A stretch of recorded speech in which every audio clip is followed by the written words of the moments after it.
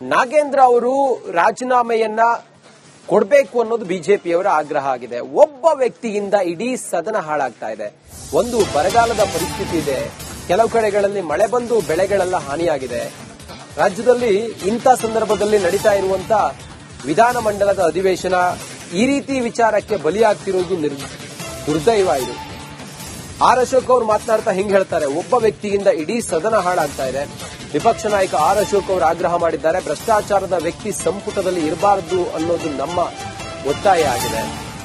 ಬರದ ಚರ್ಚೆ ಮಾಡಲು ನಾವು ತಯಾರಾಗಿದ್ದೇವೆ, ಆದರೆ ಸರ್ಕಾರ ಬರಗಾಲ ಅಂತ ಘೋಷಿಸಬೇಕು. ಸರ್ಕಾರಕ್ಕೆ ವಿಪಕ್ಷ ನಾಯಕ ಆರ್ ಅಶೋಕ್ ಆಗ್ರಹಿಸಿದ್ದಾರೆ.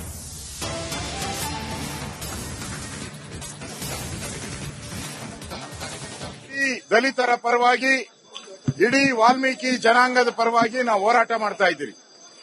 ಇಡೀ ವಾಲ್ಮೀಕಿ ಜನಾಂಗ, ಇಡೀ ದಲಿತರು ನಮ್ಮ ಜೊತೆ ಇದ್ದಾರೆ. ಯಾಕೆಂದ್ರೆ 189 ಕೋಟಿ ದಲಿತರಿಗೆ ಸೇರ್ಬೇಕಾದ ಹಣವನ್ನ ನುಂಗಾಕಿದ್ದಾರೆ. ಈ ಸರ್ಕಾರ ಒಬ್ಬ ಮಂತ್ರಿಗೋಸ್ಕರ ಇಡೀ ಸದನವನ್ನ 4 ದಿನ ಚರ್ಚೆಗಿಲ್ಲದೆ ಅವಮಾನ ಮಾಡ್ತಾ ಇದ್ದಾರೆ. ನಾವು ಬರದ ಬಗ್ಗೆ ಚರ್ಚೆ ಮಾಡಬೇಕು, ನೈಸ್ ಬಗ್ಗೆ ಚರ್ಚೆ ಮಾಡಬೇಕು.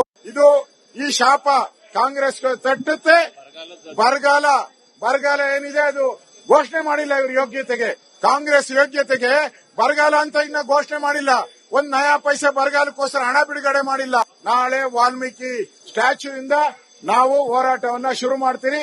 ವಾಲ್ಮೀಕಿ ದೇವರಿಗೆ ಮಾಲಾರ್ಪಣೆ ಮಾಡಿ ಅಲ್ಲಿಂದ ವಾಲ್ಮೀಕಿ ಹಣ ವಾಪಸ್ ಪಡಿಬೇಕು, ದಲಿತರಿಗೆ ಕೊಡಬೇಕು ಅನ್ನೋ ಘೋಷಣೆ ಇಟ್ಕೊಂಡು ನಾಳೆ ನಾವು ಹೋರಾಟವನ್ನ ಪ್ರಾರಂಭ.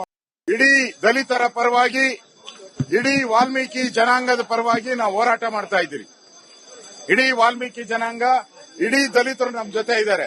ಯಾಕೆಂದ್ರೆ 189 ಕೋಟಿ ದಲಿತರಿಗೆ ಸೇರ್ಬೇಕಾದ ಹಣವನ್ನ